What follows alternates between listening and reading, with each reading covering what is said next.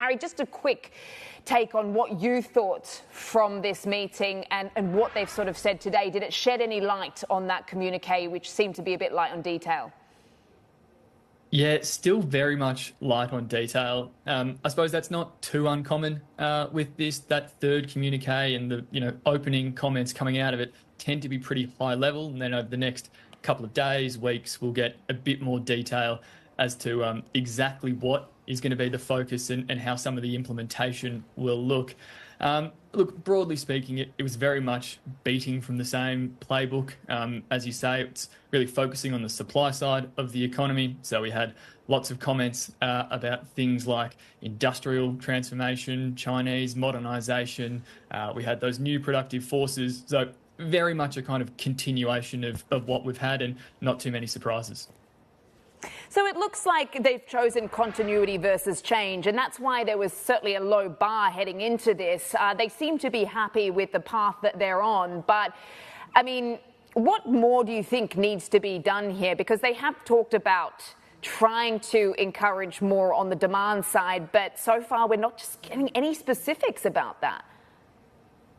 Yeah, that was the big disappointment for us coming out of the third plenum. We'd really wanted to see much more of a focus on households. So we know what's doing well at the moment. That's that industrial side of the economy. It's where the focus clearly is coming out of this third plenum as well.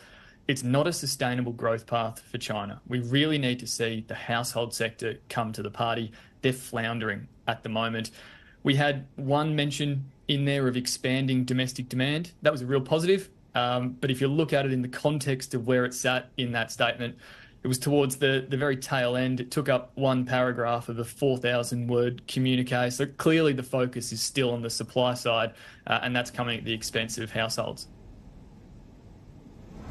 Hi, Harry. Dan here. Look, as Sam pointed out, very light on detail in this huge communique that we have just seen released. First of all, without elaborating, the communique said they plan on implementing various measures for preventing and diffusing risks in real estate, local government debt, small and medium financial institutions, and other key areas. I mean, what exactly needs to change here in order to see effective change in some of those big risk areas and key question marks within the Chinese economy, particularly on the real estate side? Yeah, I mean, that was probably the big tick of approval from investors, was that focus on addressing some of the key risks around property, around local government debt.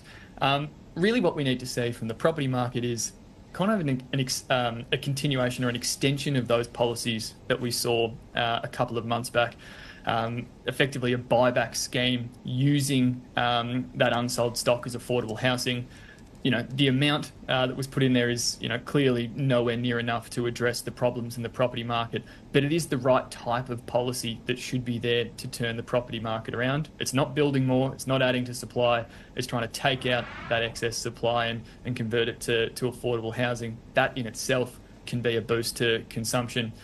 On the government finance side, really what we need to see is a better match between the sort of fiscal role of the central and the local governments. At the moment, it's local governments that do all of the heavy lifting pretty much in terms of the delivery of services, where central government takes an outsized share of the revenues. So we need a better balance in that. That can come in a number of different forms, things like a property tax, things like a broader consumption tax, albeit now probably isn't the right time for a policy like that. You don't want to be increasing consumption taxes when you're trying to get households to spend.